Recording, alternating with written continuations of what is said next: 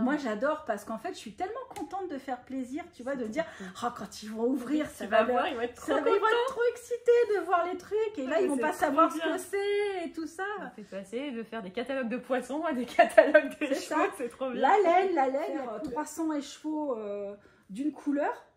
Ça me saoule. Bonjour, bonjour, je suis ravie de vous retrouver aujourd'hui. Et comme vous pouvez le voir, on n'est vraiment pas au même endroit que d'habitude. Vous avez peut-être reconnu le mur derrière moi et surtout la personne à côté de moi. Parce que bon, elle passe pas trop inaperçue non plus devant son mur de couleurs. Je suis ici pour vous retrouver avec Sabine d'Ars Natura et pour lui poser plein de questions parce que je suis hyper curieuse de tout ce qu'elle peut faire dans sa vie, son œuvre. Et j'espère que vous allez découvrir un nouvel univers et puis que ça va vous plaire avec les poules qui nous regardent. Oui, t'as vu, hein, les poules qui viennent nous regarder. Les poules qui regardent. Bonjour tout le monde, ravie de vous rencontrer. Peut-être certaines que je connais et d'autres non, mais voilà, ravie d'être sur ta chaîne, Laura. Et merci de venir me voir, hein, voilà, dans ma montagne de laine.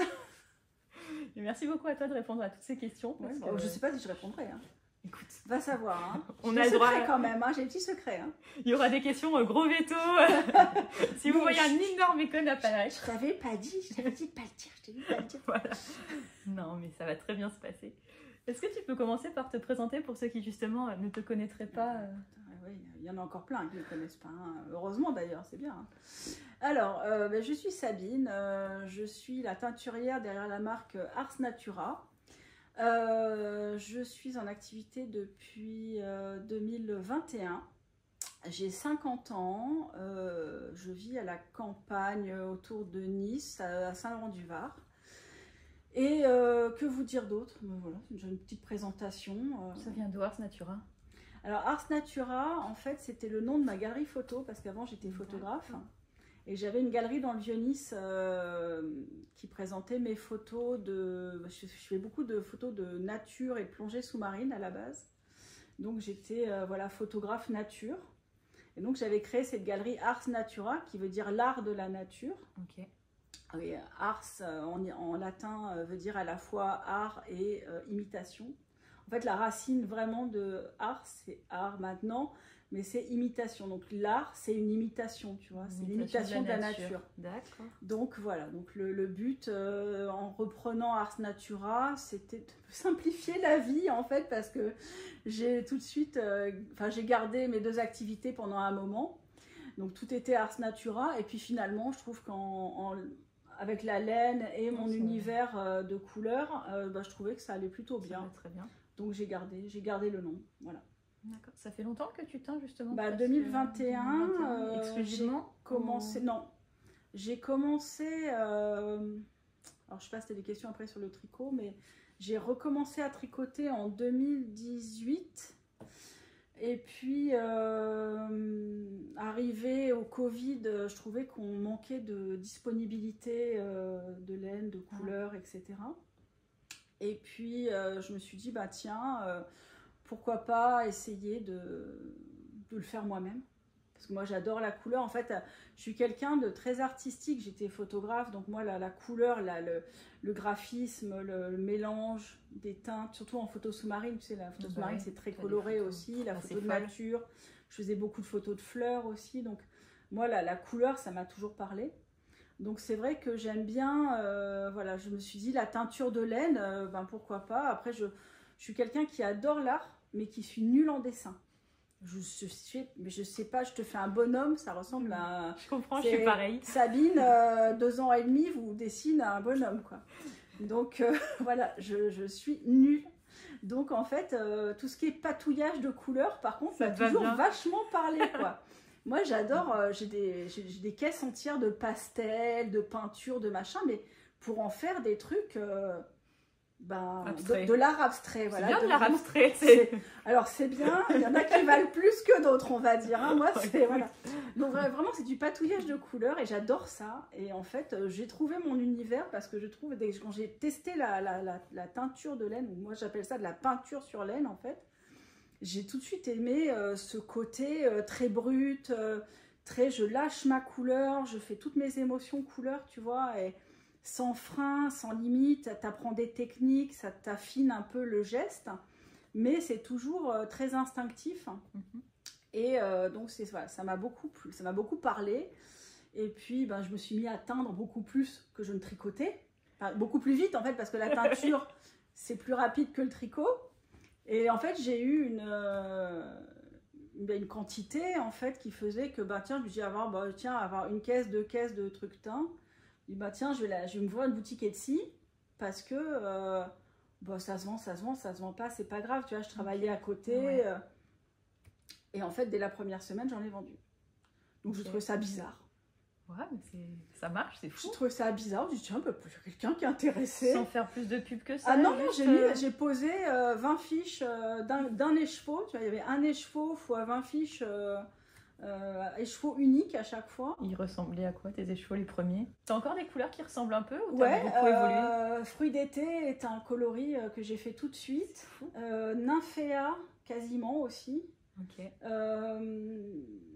Opale a été un de mes premiers coloris. Enfin oui, j'en ai quelques-uns qui sont restés et qui marchent toujours bien. Oui, et qui sont des basiques pour moi, des vintage. Ouais, qui sont très actuels. En fait, tous les ans, je trouve que voilà, c'est des couleurs, c'est vrai, assez printanières. Moi, j'ai commencé plutôt sur l'axe fluo, gai, très coloré et fluo. Et Harajuku est un très très vieux coloris, tu vois. Harajuku est un de mes premiers. Oli est un de mes premiers coloris aussi. Ah, c'est dingue. Donc en fait, voilà, c'est des coloris qui sortaient vraiment de mon cœur, des premières envies, quoi. Donc t'as pas vraiment changé en fait. Tout de suite, il y a des choses qui sont différentes, évidemment. Je change. En fait, oui, alors je m'étais dit, tu vois, quand tu démarres, tu fais que ce que tu as envie de faire. Je me dis, je ferai jamais de l'uni, je ferai jamais du pastel. Enfin, du pastel, tu vois, du pastel pas trop peps, c'est tout. Bon, après, tu apprends qu'en fait, c'est bien d'avoir un peu de tout pour contenter un peu tout le monde. Et puis, c'est bien d'en avoir un peu pour tout parce qu'il y a des assortiments. C'est ça s'associe. Tu t'associes et tout. Donc, forcément, tu te mets à faire de l'uni pour associer avec un varié. Voilà, bon, après, tu proposes de tout. Mais c'est vrai que l'envie créative, elle a toujours été sur le trait coloré. Et voilà. Et donc, après, c'est parti comme ça. Et tu t'es formée toute seule ou toute seule. J'ai acheté, il y avait un livre qui était dispo sur la teinture créative en anglais. Après, c'est beaucoup de podcasts de teinturières anglo-saxonnes, parce qu'en France, on ne partage pas trop le savoir-faire. Les Américaines, elles partagent quand même les Américaines, les Australiennes, Afrique du Sud. Moi, j'ai la chance d'être très très à l'aise en anglais, parce que j'ai beaucoup travaillé en anglais aussi, à l'étranger, avec la photo et tout, tu vois, donc... Voilà, bon, c'est une langue que j'aime beaucoup les langues de toute façon. Donc voilà, c'est un truc, j'ai tout de suite été à l'aise avec l'univers et appris beaucoup en fait. Puis moi, quand il y a un truc, je pense qu'il y a beaucoup, la plupart des gens c'est comme ça, quand tu as un truc qui te parle vraiment et tu tombes dedans, quoi. Moi j'ai vraiment l'impression d'être de tomber dans le chaudron, quoi, et t'as plus envie de faire que ça et d'apprendre tout ce qui se fait dessus. Et... Je pense que beaucoup de passionnés, notamment créatives, c'est beaucoup ça. Enfin, moi, ça a été ça avec la couture. Je suis tombée dedans. J'ai des armoires entières de tissus. Je pense qu'il me faudrait 3 vies. Et t'as envie de tout savoir. T'as envie d'apprendre plein de techniques. Voilà. Je mangeais, je buvais. C'était mes podcasts du réveil, mes podcasts sur la pause du midi, mes podcasts le soir dans la voiture. Les nuits, des nuits à regarder. Puis tu te dis, ouais, t'en as jamais assez, quoi. Puis même, je pense, en termes de palette de couleurs, en France, on est quand même beaucoup plus discret, peut-être. Voilà. Moi, c'est aussi pour ça que j'ai lancé mes couleurs. Peut-être moins chez les teinturières aujourd'hui. Parce que déjà, pendant le Covid, on trouvait pas grand-chose. Mais en plus, on trouvait que... Enfin, moi, je connaissais à l'époque... Tu vas te marrer. Mais quand j'ai lancé mes couleurs, je savais même pas qu'il y avait de la teinture indépendante, en fait. À part les grandes marques, genre Hedgehog Fiber, La Bien-Aimée, tu vois, ce genre de choses... Walk Collection en Allemagne, tu vois, les grands labos de teinture entre guillemets artisanale. Est-ce qu'on peut encore les appeler labos c'est du semi-artisanal entre les deux, on va dire. C'est plus si artisanal que ça, mais je veux dire, en tant que teinture créative avec des couleurs variées, c'était les seuls que je connaissais. Je connaissais pas du tout d'indépendantes de nana comme moi maintenant. Je savais même pas. En fait, j'avais même pas fait gaffe. Et du coup, moi j'ai lancé ça, non pas en me disant putain je suis seule au monde, youpi tralala, mais en me disant tiens c'est plutôt anglo-saxon, puisque moi toutes mes sources de connaissances étaient aux États-Unis, en Afrique du Sud, en Australie, machin. tu te dis, bah tiens, ça n'a pas l'air super répandu en France. Bon, d'un autre côté, en 2021, on n'était pas tellement... C'était un peu ma question. Est-ce que ça l'était tant que ça en 2021? Il y avait quelques marques. Je sais qu'il y avait Christelle de Tricot et Stitch qui avait démarré quelques mois avant moi. Ouais, mais je la connaissais pas à l'époque, tu vois. Tricot et Stitch, je l'ai connue quasi 2 ans plus tard, en fait. C'est ça. Moi, j'étais pas encore très tricot à cette période-là. En tout cas, pas du tout laine de teinturière non plus. Mais il y avait Square Elia quand même qui en avait... Square Elia, ça fait 10 ans, je crois, qu'elle teint, tu vois. Mais il y en avait quelques-unes, mais moi, je les connaissais pas.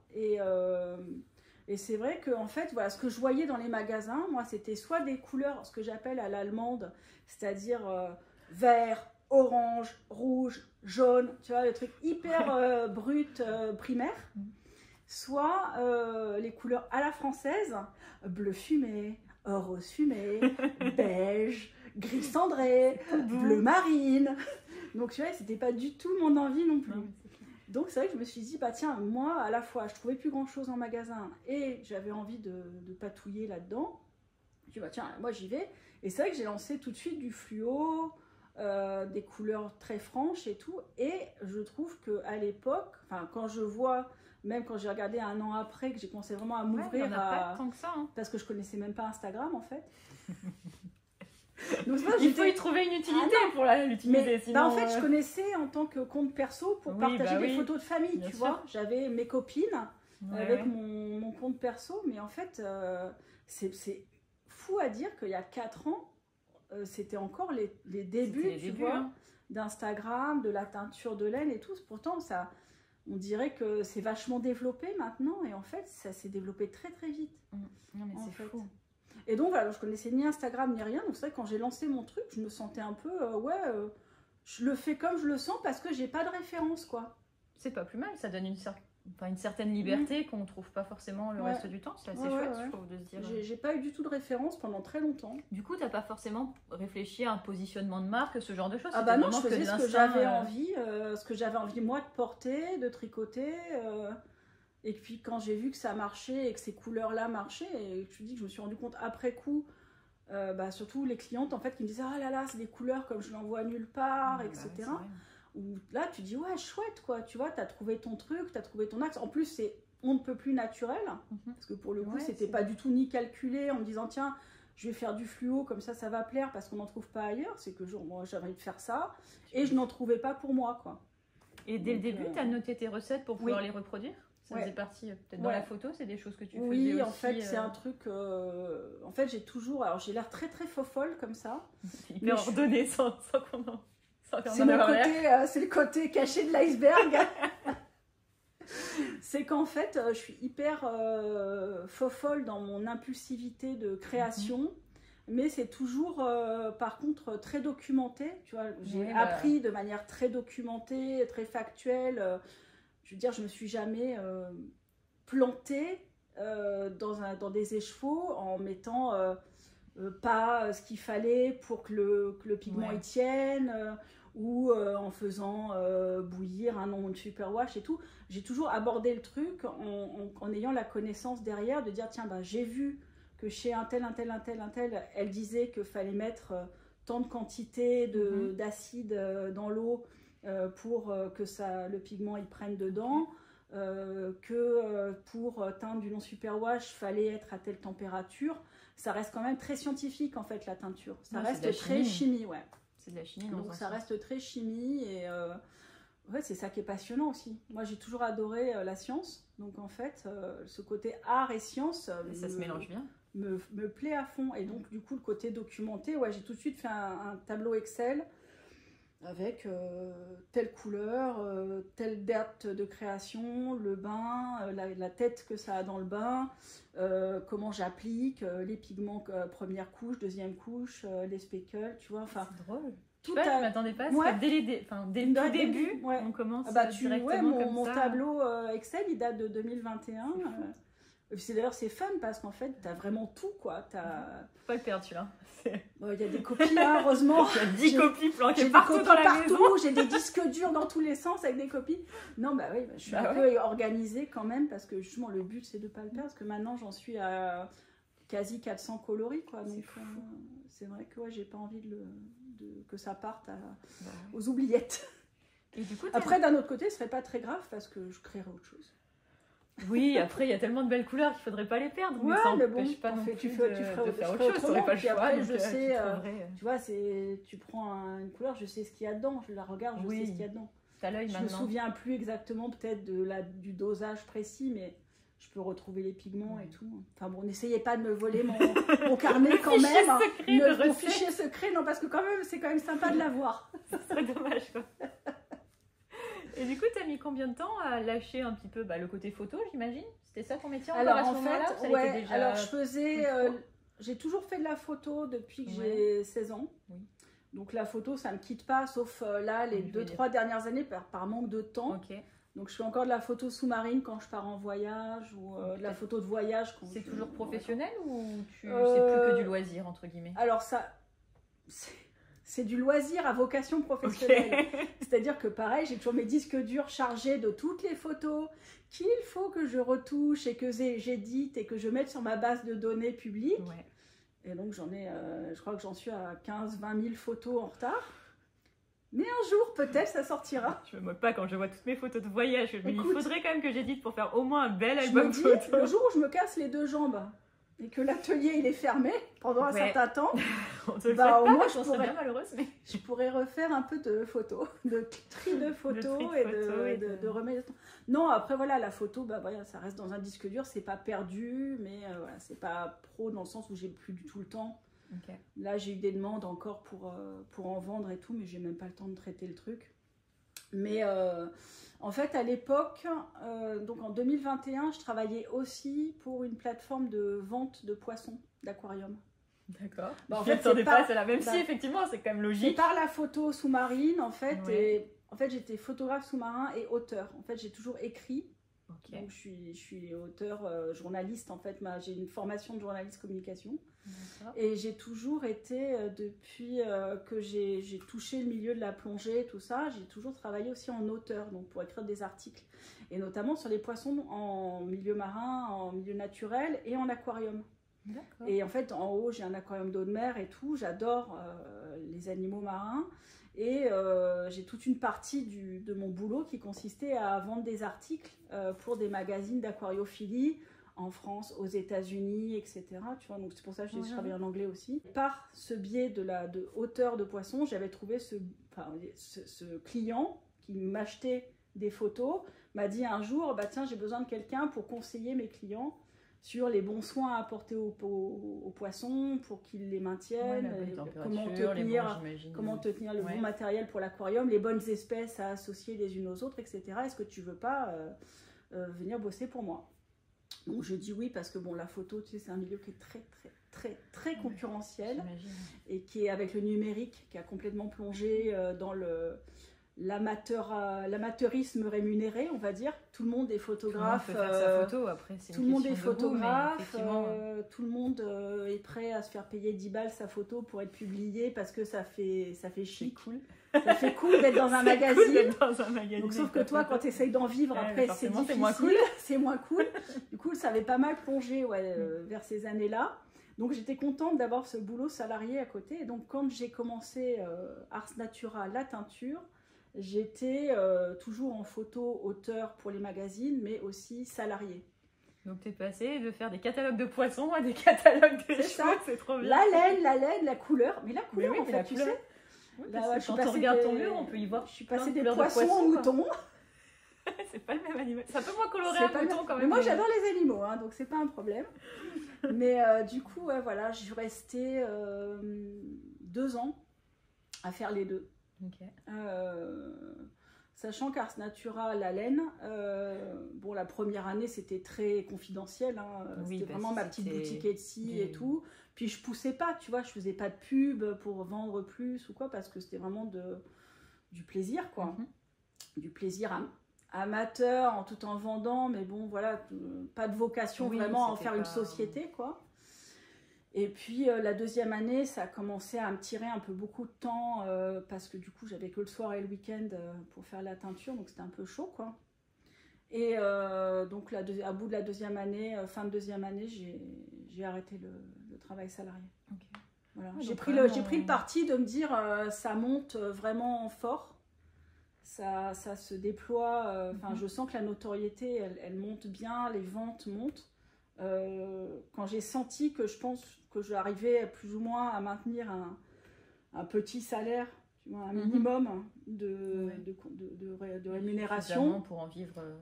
Ouais, voilà, sans bon, voilà, nous, on a notre maison, je suis pas seule, voilà, je me disais, je peux tenter le grand saut pour essayer de transformer le truc, parce que bon, moi, l'entrepreneuriat, ça a toujours été mon.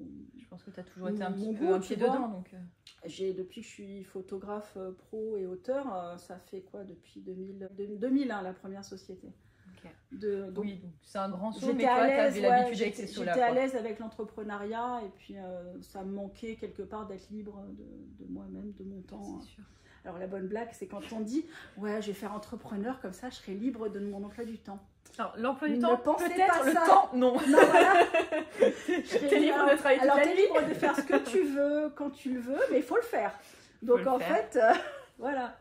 Mais non, c'est pas. Tu deviens pas entrepreneur en te disant ah bah tiens, je vais prendre mes mercredis et mes week-ends et le soir je finirai à 17h30 et non, ça marche pas. Et justement, comment ça s'organise à peu près, je sais pas, une journée type, une semaine type peut-être, parce que j'imagine qu'à la journée c'est plus compliqué. Pour l'instant, je suis un petit peu entre guillemets cadrée par l'emploi du temps de mon fils qui a 11 ans et demi, donc en 6e, qui est pas non plus. Je pourrais le laisser ad vitam tout seul tout le temps, tu vois, même si en fait c'est ce qui arrive dans les faits, parce que en fait je suis très souvent ici à travailler. Après l'atelier est en rez-de-chaussée de ma maison, donc s'il a besoin de moi, et puis quand je lui dis, je l'appelle, je lui dis hey, t'es un peu trop en haut tout seul avec ta tablette là, tu vas venir discuter un peu avec maman là, lire un bouquin. Voilà, donc non, c'est vrai que c'est cool parce que c'est relax. Mais donc je suis un peu cadrée par les horaires de collège. Donc ce qui est bien, parce que du coup... Ça te force à avoir des horaires au moins. Bah à 8h, je suis là. Hyper souvent, 4 jours par semaine, en fait, il commence à 8h. Okay. Donc me voilà à travailler. À 8h moins 10, il est au collège. À 8h moins 3, je suis ici. Et voilà, j'allume mon four... Et mon samovar et la journée commence. Tu teins tous les jours ou il y a pas mal de périodes où je dois teindre tous les jours, notamment milieu de mois quand je commence à rassembler toutes les précommandes de début de mois. Ouais. Là en fait tu vois par exemple là on est en début de mois, j'ai lancé les coloris ce week-end. Okay. Oui, donc là cette semaine je suis plutôt en administratif, je fais pas trop de teinture, je fais la fin d'expédition de fin du mois dernier. Oui. Et là, je fais un petit peu les commandes personnalisées, les trucs, la compta, les projets, les box. Là, je travaille sur l'avant, séparer un peu ce que je vais faire comme surprise en plus de la laine, comptabiliser les quantités de laine pour tout commander, etc. Tu vois, c'est quand même des grosses quantités à anticiper.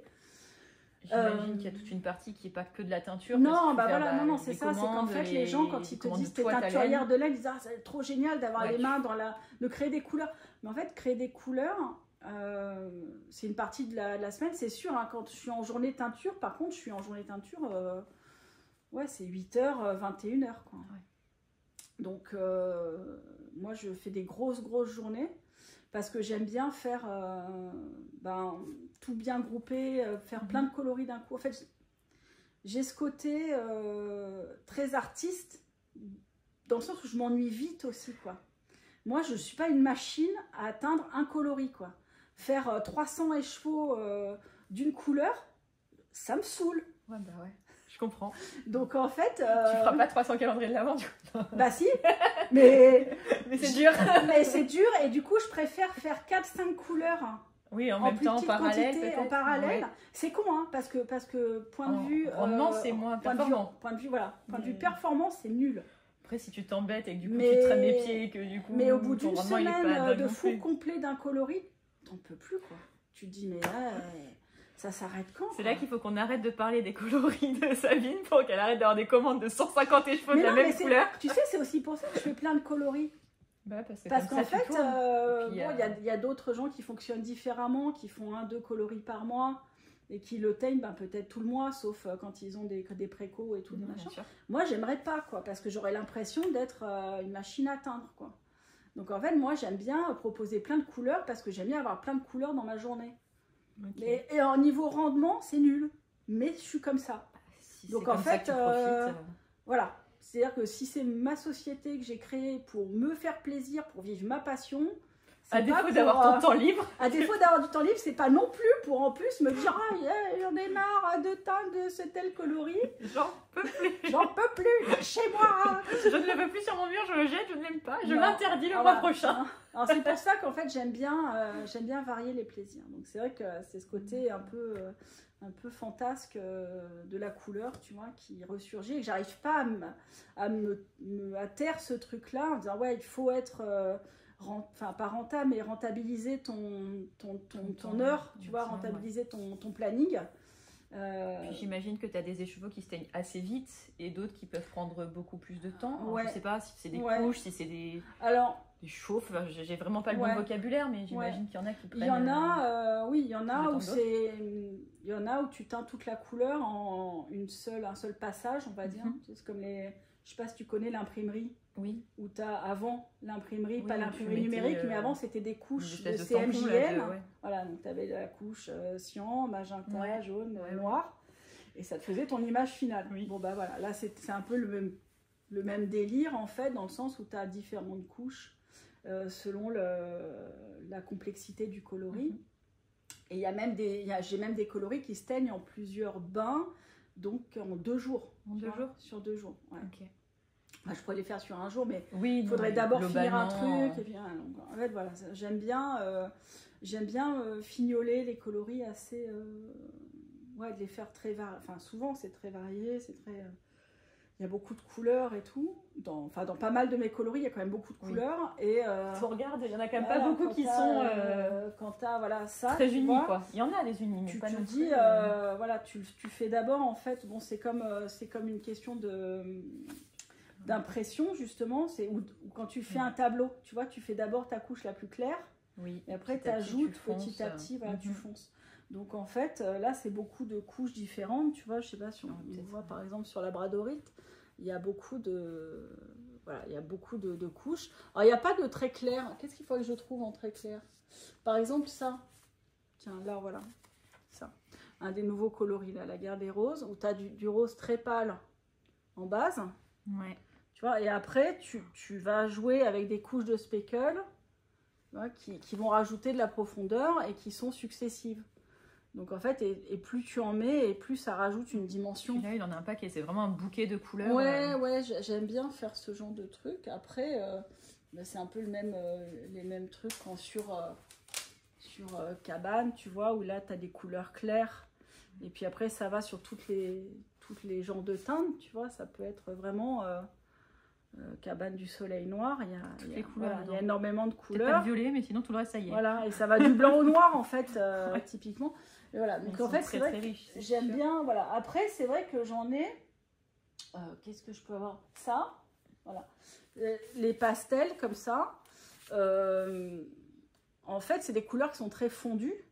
Donc ça, tu peux les faire en une seule fois. D'accord, oui, parce que ça va se mélanger. Tu vas faire mettre plein de couleurs différentes en même temps, et ça va s'imbriquer les unes dans les autres. Après, il y a le placement, tu vois, qui fait que pour éviter le pooling, en fait, je sais pas si tu sais le pooling, peut-être on peut rappeler que le pooling, c'est un effet de teinture qui n'est pas forcément voulu, en fait, en général.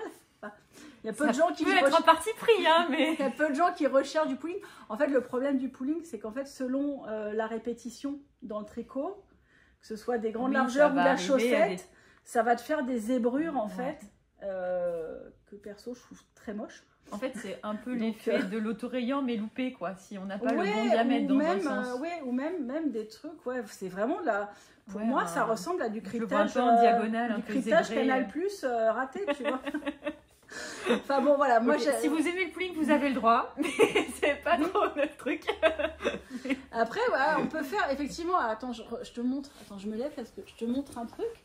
Par exemple, il y a des coloris que j'ai fait exprès en micro-rayures et qui seraient très moches sur le pull. Voilà, là, on est presque sur de l'autorayant. Ça, tu vois, ce genre de coloris, en fait. Voilà, c'est fait pour des kits chaussettes c'est sympa. Mais si tu le fais en pull, tu vas te retrouver avec ça va se décaler, et du coup ça va pas être joli. Voilà, donc en fait c'est vrai qu'après c'est parti pris, une technique, c'est vraiment, il faut le savoir.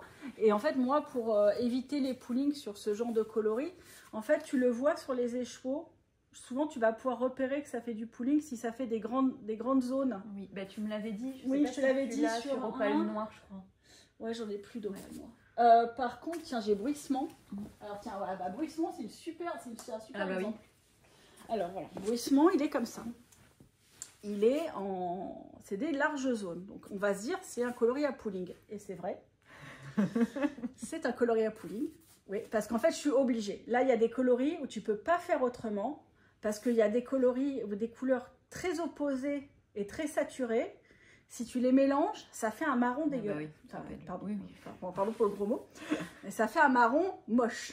Donc en fait, si vous mélangez bleu et rouge, là, c'est moche. Ça fait un gris dégoûtant, un gris marron, bon voilà.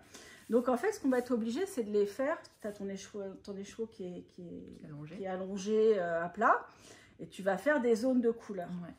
Donc là, tu es obligé en fait d'avoir des zones très délimitées. Okay. Donc tu vas avoir du pulling. Parce que même entre les couleurs, ça fait pas le marron moche là. Non. Entre... Bah en fait, ouais. Enfin après voilà. Parce que en fait non, parce qu'en fait selon ce que tu mets côte à côte. Il y a tout un travail de réflexion de ce qui va à côté. Bah oui. Parce qu'en fait, si tu mets côte à côte, c'est évident. Si tu mets côte à côte un bleu avec un vert, c'est joli. Ça peut pas faire gris, ça peut pas faire marron parce que le gris et le vert, voilà, se mélangent. Oui, en fait, à chaque fois, tu dégrades et presque tu vois, sur... si j'avais raté de mettre du bleu là et que je mettais du vert sur du rose, ça fait le marron moche. Oui. Tu vois, et en fait, il faut faire des transitions avec des couleurs qui sont compatibles. Et tu le sais dans ton cercle chromatique, que quand tu mélanges du rose avec du bleu, ça fait violet. Mais quand tu mélanges du vert avec du rose, ça fait marron. Donc en fait voilà. Donc tu fais. Eh bien, on voit bien là, qu'il y a la succession de couleurs. Donc ça fait du pulling. Donc en chaussettes, ça va faire un effet un peu micro-rayure. Ouais. En pull, en jersey, ça va être pas très beau. Donc là, il faut vraiment alterner. Mais ouais, il faut alterner. Ou faire du point texturé ou du jacquard. Et là, regarde, c'est la couleur. C'est la couleur. Là, on vient de me le donner, là, ce sample là qui est sublime. C'est le Fiberfest de West. Ouais. Et là, c'est ce coloris. Donc, c'est bruissement. Ouais. Et là, sur la brioche, c'est incroyable. Un écheveau qui peut faire peut-être un petit peu peur parce que très éclatant et beaucoup de couleurs. Ouais. Bon, je dis pas qu'il n'y a pas beaucoup de couleurs. Il y a beaucoup de couleurs. Il y a quand même beaucoup de couleurs. C'est peut-être pas tout le monde qui peut le porter. Mais n'empêche que ça fait beaucoup moins peur, je trouve. Oui.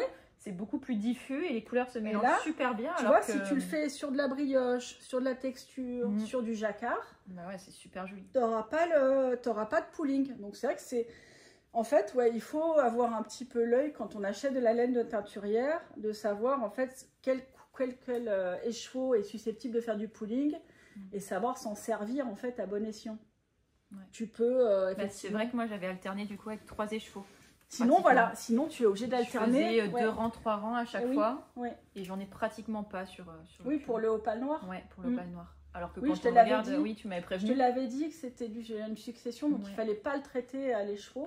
Et même quand on fait une alternance sur deux écheveaux, tu peux te retrouver encore avec du pulling. Bah, à un moment, sur une manche, je commençais à en avoir parce que du coup, les 2 couleurs s'étaient retrouvées au même endroit. Et oui. En fait, c'est presque comme si je faisais 2 fois le même écheveau. Bah oui. Et ça allait pas. Du coup, j'ai dû couper et remonter un petit moi, peu. Quand je fais un bain pour une personne, tu m'avais commandé en fait le pull, tu m'avais commandé tant d'écheveaux. Et donc moi je fais toujours le bain à la demande, c'est aussi pour ça que c'est bien les précommandes, c'est pour que tu sais ici à la fois le coloris, la base, mais aussi que moi je fasse le bain en une seule fois. Mais l'inconvénient de faire le bain en une seule fois, c'est que du coup les couleurs sont distribuées de manière assez symétrique. Donc en fait c'est vrai que... mais au moins tu es sûr de ne pas avoir des grosses disparités dans la distribution des couleurs. Et que voilà, ça reste uniforme, mais après c'est vrai que le tricot hélicoïdal pour alterner, ça reste quand même idéal. Quoi. Non, c'était bien. Franchement, ça va. Hein. Après, c'est une question d'habitude. C'est sûr que c'est un petit peu plus long à faire que de dérouler un seul écheveau, mais Oui, bah puis c'est bon, pas si non tu plus, t'en sers en nomade, c'est sûr que c'est embêtant d'emmener tes oui. 2-3 échevaux avec Je suis toi. pas très pull en nomade de base, donc ça va. Ouais. Mais... Je crois qu'on a fait un tour très libre autour de ta Gros question. tour. Je me souviens même plus Je de ta sais plus question. non plus. Donc on a digressé à fond, mais bon, voilà, j'espère que c'était agréable Non, je pense que c'est quand même. très intéressant comme information. Est-ce que du coup tu veux nous présenter un écheveau qui représente à peu près ton univers? Alors je sais qu'il y a un mur entier de ton univers, ouais. mais il y en a peut-être. Alors bon, si tu devais en choisir qu'un, alors bon. tu vois, alors j'ai du mal à décider déjà quel genre de couleur j'aime parce que je les aime toutes, ça se voit. Il y en a que j'aime teindre et que je porterai pas forcément. Ouais, j'imagine. Ouais. Mais je pense que ce qui me représente le mieux et qui représente à la fois mon travail, enfin ce qu'il a d'original, je pense, c'est Mumbai Trans, qui là est en tencel et donc qui est plus clair en tencel que dans les chevaux en mérinos, qui est celui-ci. Donc Mumbai Trans, en plus c'est une très vieille couleur, donc en plus il y a ce côté un peu nostalgie de la création. Je l'ai fait en 2022. Ok. Donc en fait l'année d'après, voilà. Et voilà. C'est un souvenir de voyage ou... Non, je suis jamais allée en Inde. Tu vois, j'adore les couleurs indiennes. Je suis jamais allée en Inde. J'adorerais y aller. Mon mari est très réticent, très peur de l'Inde. Pourtant, on est voyageurs, on adore voyager, mais je sais pas, il fait un blocage sur l'Inde. Il n'a pas envie. Il a peur d'être confronté à la pauvreté, à la sollicitation. Pour y avoir été, c'est très dur. Ouais. Ça fait partie. Voilà, il a peur d'être triste dans son voyage, tu vois, parce que de voir trop la misère et tout. Ça dépend où il y a des façons. C'est comme tous les voyages. Hein. Bah, bien sûr. Si tu veux pas voir, il y a moyen de pas voir. Nous, par contre, c'est pas le but forcément non plus. On fait pas le club vacances ça. Dans la forteresse à l'écart de tout. Non, ça, nous, on fait pas du tout. Bah, en fait, nous, d'habitude, quand on voyage, en fait, on prend une voiture et on fait notre road trip où on veut. Donc c'est vrai que bon, c'est un peu particulier ce genre de pays. Après moi ça me fait pas peur et puis j'adore la couleur, les couleurs qui pour moi sont des couleurs indiennes. Hein. Peut-être qu'une fois que j'irai, je trouverai que ça a rien à voir. Mais les couleurs, on va dire de l'image d'Épinal de l'Inde, c'est les couleurs chaudes, des couleurs d'épices, des couleurs de sari, des couleurs de soie, tu vois, de choses très colorées. C'est très coloré quand même. Hein. Donc en fait voilà, c'est un peu ce que j'ai voulu mettre dans mon Mumbai Trans, ce côté orange, rose, pourpre, avec des zones de bleu quand même pour trancher et faire du contraste. Il y a le bleu et le jaune qui se transforment du coup en vert par effet de contact. Le fameux contact. Voilà, mais c'est vrai qu'il y a, c'est un coloris qui est fait avec une technique très particulière que je ne dévoilerai pas. On ne volera pas les secrets de fabrication. On sait, le fichier Excel est bien gardé. C'est ça. De toute façon, mon Mumbai Trans, je peux le faire les yeux fermés. Quoi. Je l'ai fait peut-être pas des milliers de fois, mais des centaines de fois, parce que toutes les semaines, j'en ai à faire toute l'année en fait. C'est une des couleurs. C'est un des rares coloris que je garde quasi toute l'année ouvert. D'ailleurs, je crois qu'il est toute l'année ouvert. Lui, Harajuku, tu vois, des bases comme ça. Ouais. Ils sont ouverts toute l'année parce que j'adore les faire, je m'en lasse jamais. Et il y a toujours quelqu'un pour le vouloir. Donc en fait, et puis même s'il y a 2 commandes sur une semaine, ça suffit, avec ça, bah, c'est pas grave, ça me fait plaisir de le faire. J'en fais une petite cuve. Tu sais que moi, ça me dérange pas de faire de la petite quantité. Donc je préfère faire plein de coloris en petite quantité que de faire 50 cuves d'un écheveau, d'une couleur. Donc voilà, donc Mumbai Trans ne me lasse jamais et j'adore parce que voilà, sur 10 cm, c'est une explosion de couleurs celui-là. Sur des zones très petites, tu as 10 couleurs, voilà, je l'adore quoi, je kiffe cette couleur. C'est mon truc, ce côté très fondu en même temps dans les speckles. Ouais, puis c'est pareil, je trouve. À la limite de la bouillie. Mais au regard comme ça, on peut se demander un petit peu comment l'utiliser. Ouais. Et finalement, quand on te là, voit bien avec, voilà. il y a tellement de couleurs que ça fait en fait, ça fait vraiment un chimé. Ça fait vraiment un chiné. Fait... Et puis alors du coup, alors, le pooling n'existe pas hein, sur ce genre de coloris. Vous pouvez y aller tranquille. Je te crois l'avoir quelque part là, en tricoté en mérinos, hein, en petite section. Un peu plus, c'est plus foncé, mais plus c'est foncé. Pas non plus, tu vois, ça sature un peu. Là, c'est le mérinos. Faut aimer la couleur, évidemment. Faut aimer la couleur, mais pas non après, plus, je pense que les gens qui viennent commander chez moi, c'est pas pour commander du beige. Alors, c'est sûr que si on te commande du noir et du beige, tu seras peut-être même malheureuse de faire la commande. J'en ai. Ah ouais. Ça arrive. Écoute, moi je dis non à personne parce que chacun a le droit d'aimer les couleurs qu'il veut. Je suis capable de faire les couleurs qu'ils veulent, donc ça ne me dérange pas. J'ai des commandes de 5 écheveaux de bleu marine. Je vends du non-teint. Oui, madame, je vends du non-teint. Et voilà, pourquoi pas. Hein, après, on peut aussi adorer la qualité de ta laine. En fait, voilà, il y a des gens qui me disent ouais, moi j'ai envie d'un noir ou d'un bleu marine ou quoi, parce que j'aime la base. Puis comme on sait, j'ai quand même pas 3-4 bases au catalogue. On y reviendra. On les a comptées. On en reparle, mais on s'est bien marré. C'est clair. Je vous disais dans le podcast avec Virginie la semaine dernière que je savais plus trop où j'en étais. Il y en avait toujours 27-28. Après Virginie, ça faisait 5-6 mois qu'il y en avait 27. Ça faisait un an qu'on était sur 27, mais sauf que j'en rajoute à chaque fois. Effectivement, je me suis rendu compte, je me suis rendue à l'évidence. On a compté pour de vrai. Il y en a un peu plus. Mais bon, on montrera ça juste donc après. Voilà. Mais c'est vrai que voilà, ce genre de couleur très speckle, ça c'est ma, tiens, c'est ma chaussette un peu de classique. Un peu de classique. J'adore celui-là. Nymphéa qui est un très vieux. Panda Sakura, ouais. Panda Sakura. Puis pour le coup, celui-là, il est très... Enfin, moi, je trouve qu'il passe vraiment neutre, partout. Il est très neutre. Très neutre, ouais. C'est ton neutre. C'est mon neutre. C'est ta vision du neutre. Non, moi, mon neutre, c'est ça. Mais... Chacun, c'est neutre. Mais, parce que tout mélangé, ça devient neutre, en fait. Moi, je trouve qu'un pull comme ça passe partout, quoi. Ouais. Pas... Il est très apprécié. Panda Sakura, il est quasi ouvert aussi toute l'année parce que... Il est très, très bon. Voilà, Nymphéa, c'est une de mes premières couleurs. C'est des couleurs de cœur. Ça a Oli et Nymphéa. C'est les 2 parmi les toutes premières que j'ai faites. Alors, c'est vrai que pendant un moment, les gens me disaient « Ah, tu fais des couleurs très layettes, tout ça. » Alors, c'est vrai qu'après, je suis partie plus sur des saturés, tout ça. Oui, mais bon, moi, c'est après... Voilà, la layette et layette, quoi. C'est quand même pas la layette. Voilà, Rajuku, qui est aussi un gros classique que je fais toute l'année. J'aime bien, voilà, ces genres de trucs. Et c'est vrai que c'est un peu, je pense, ma marque de fabrique, ça va être plutôt... si tu penses à moi, je pense que ça va être plutôt ce genre de couleur, quoi. C'est sûr. Du très coloré, du très flashy, punchy. Après, j'aime beaucoup. J'ai adoré. J'ai créé Pergélisol il y a 1 an et demi. Oui, c'était pas cet hiver, c'était l'hiver d'avant. Il est beau, lui. Et j'aime beaucoup le faire. C'est vrai que j'étais étonnée de speckle, tu vois, pour avoir eu ton calendrier de l'Avent cette année, enfin l'année 2024. J'étais étonnée d'avoir quelques coloris désaturés. Tu vois, je m'attendais pas forcément à ça avec ton travail. Et oui, fruits d'été. On est vraiment dans le désaturé pour du Sabine, quand même. Ouais, voilà. Bon, et pour moi, c'est très très pastel là. Hein, mais c'est vrai, voilà, ça c'est une des premières couleurs aussi que j'ai fait. C'est sans doute d'ailleurs la première couleur que j'ai fait. Ah ouais. Ça c'est fruits d'été. En fait, à l'époque, elle s'appelait Goa et elle était un poil. Le premier écheveau que j'ai fait, le tout premier écheveau que j'ai fait, c'était fruits d'été en un poil plus saturé. Un peu plus framboise et un peu plus jaune, tu vois. Et je l'avais appelé Goa. Et après, en fait, je l'ai fait pastel et je trouvais ça super chouette pour l'été. Et je l'ai transformé en fruits d'été. Voilà. Mais donc, ça, c'est des couleurs.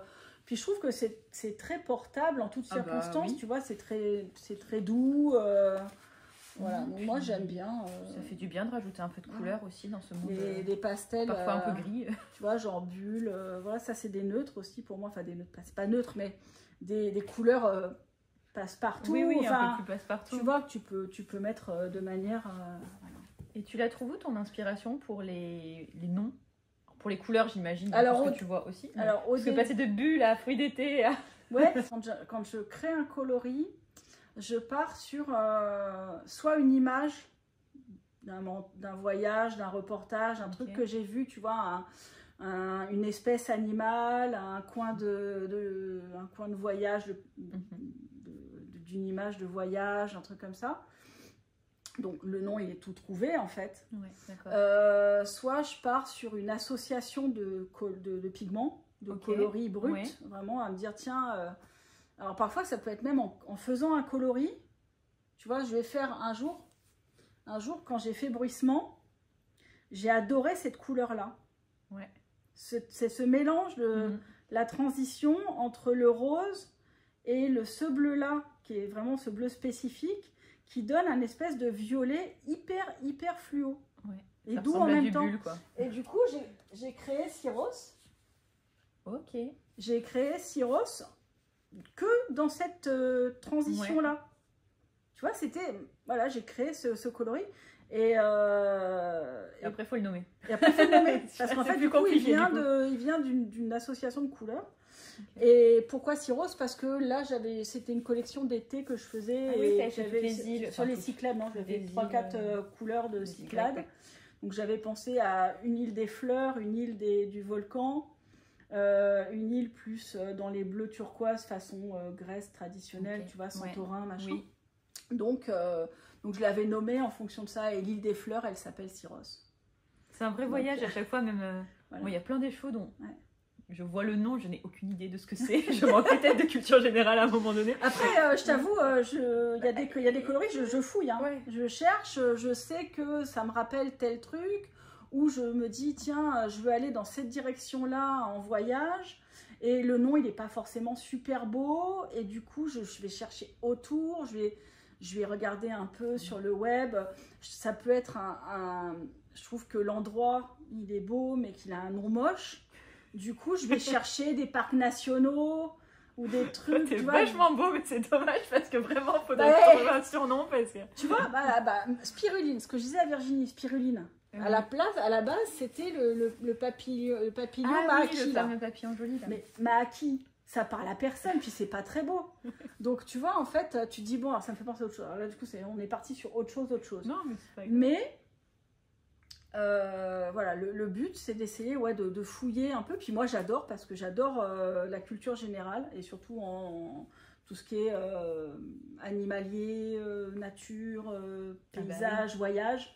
Géographie, donc en fait ça me dérange pas du tout d'avoir à fouiller le net une heure pour voyager, trouver le nom, tu vois. C'est rigolo. Mais du coup c'est chouette parce que moi ça m'apprend aussi des choses. Enfin, quand je reçois les échos, je me dis ah tiens mais c'est quoi ce truc encore.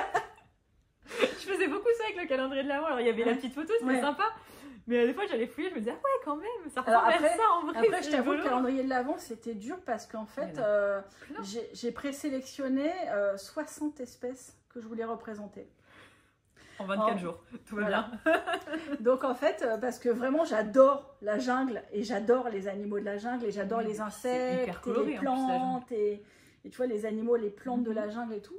Et bon, du coup, j'en ai bouffé énormément depuis ma jeunesse. C'est un truc, c'est un fantasme d'enfant, en fait, la jungle, hein, pour moi. Donc, tout ce qui est bio et histoire naturelle, machin, j'en ai bouffé autant comme autant. Et j'adore, en fait, plein d'espèces. Donc, quand je suis lancé le thème, j'ai commencé à lister. Alors ouais, j'adore le pigeon de Nicobar, la gallicnis, le broméliacée, le machin, le truc. Et en fait, j'ai dû faire une shortlist pour en enlever les 2 tiers parce qu'il n'y a que 24 jours. J'ai essayé de compacter un peu certains coloris avec 2-3 trucs qui m'inspiraient dedans, tu vois. Enfin, ça devenait un peu fourre-tout. Mais non, j'adore. Et puis alors là, pour la mer... tu vas te régaler. Hein, je vais te dire, là, ça va être encore une autre truc parce que j'essaye justement d'avoir pas trop le cerveau qui fourmille. Là, parce ça va que être un aquarium, le truc. Mais... Sinon, c'est fini, quoi. Je vous fais un calendrier de l'Avent en 60 jours, quoi. Il y en a qui diraient pas non, je pense l'avant, l'après, le pendant, le... Calendrier qui dure jusqu'au 30 juin, si tu veux. Faut que je fasse un jour comme ça, un abonnement, tu sais, où tous les mois, tu reçois un calendrier de l'Avent, en fait, quoi. Le travail de folie. Je suis sûre qu'il y en aurait...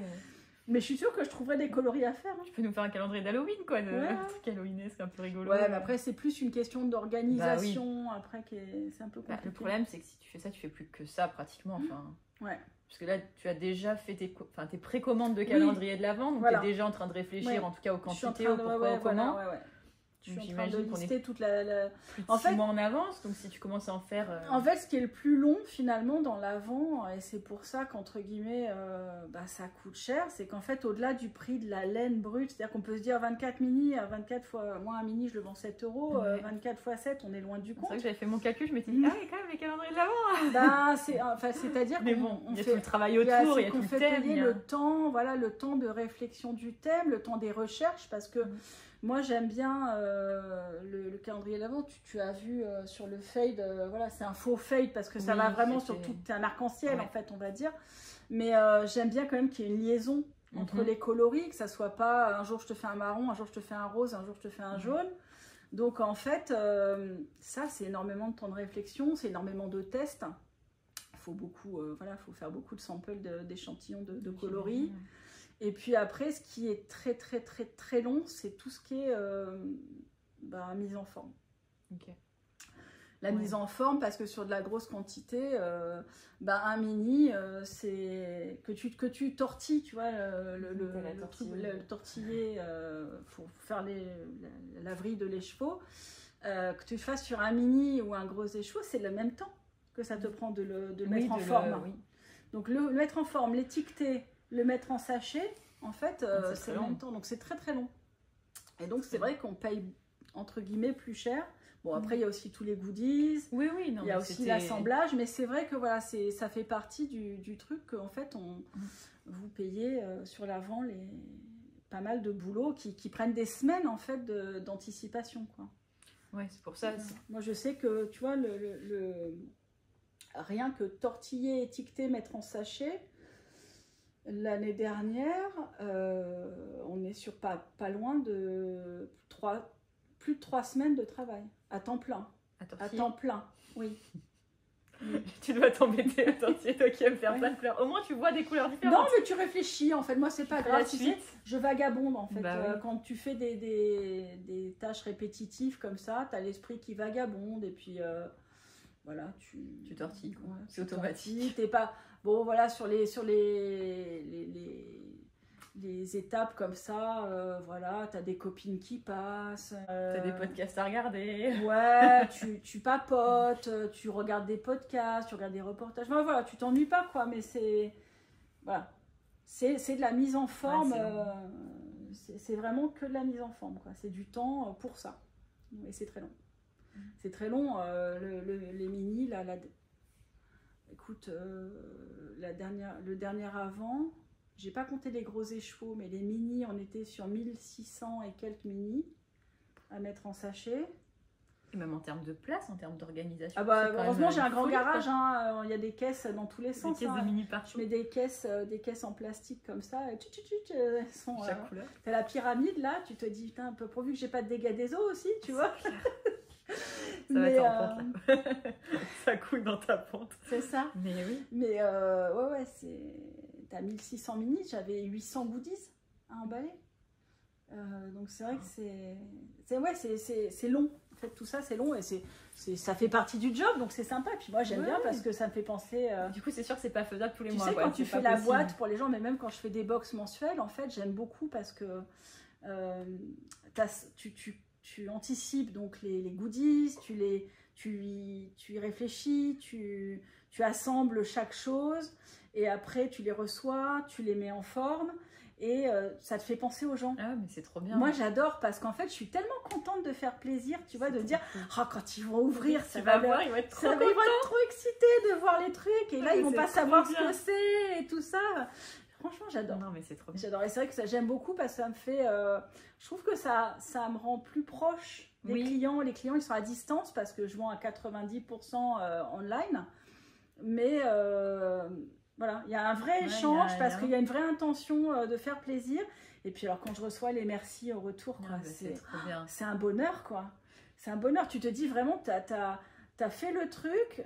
mais ça le mérite 1000 fois, quoi. Parce que mais en fait, je trouve dans les calendriers, que ce soit le tien ou même j'ai une copine qui m'a fait un calendrier de l'avant cette année. Mais déjà qu'elle y ait pensé, ça m'a tellement touchée. Sympa, et en plus, tu sens l'amour qui a été mis dans chaque petit élément. Alors il y a des fois, c'était des trucs tout simples, quoi.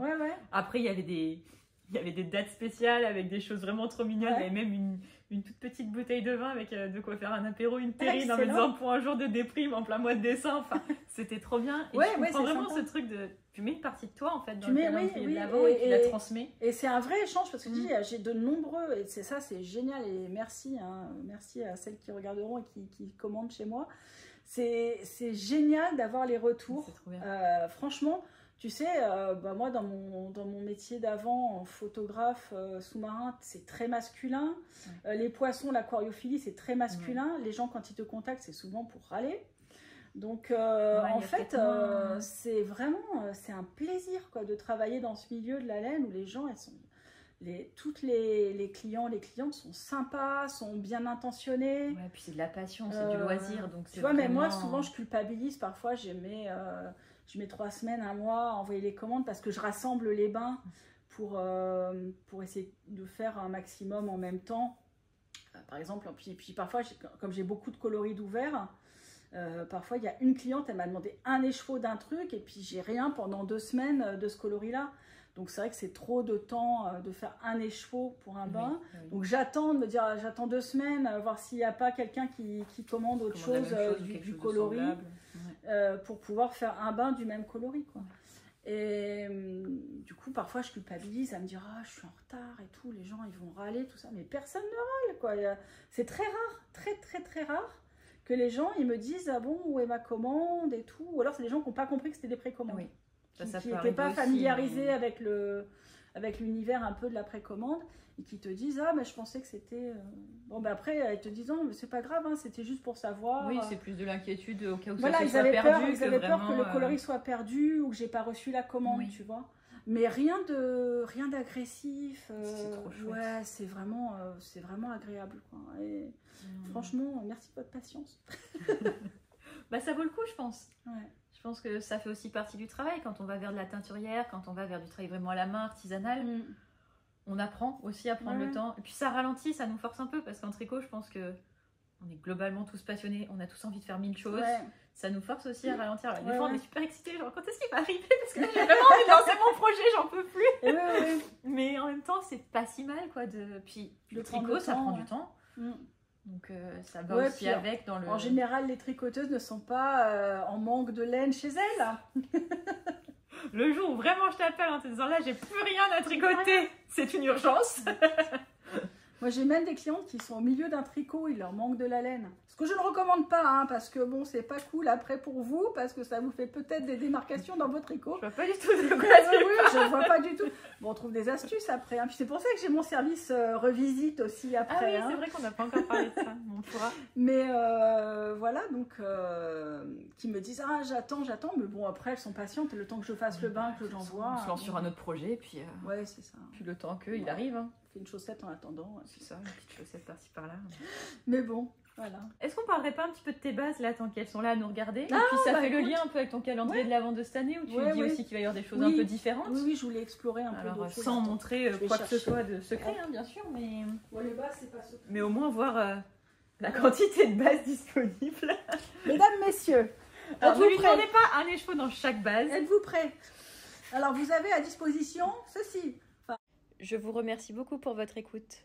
Si vous voulez tout savoir sur les bases disponibles et en savoir encore plus sur Ars Natura, je vous laisse nous retrouver dans la seconde partie de cette vidéo. À très bientôt. Franchement, merci de votre patience.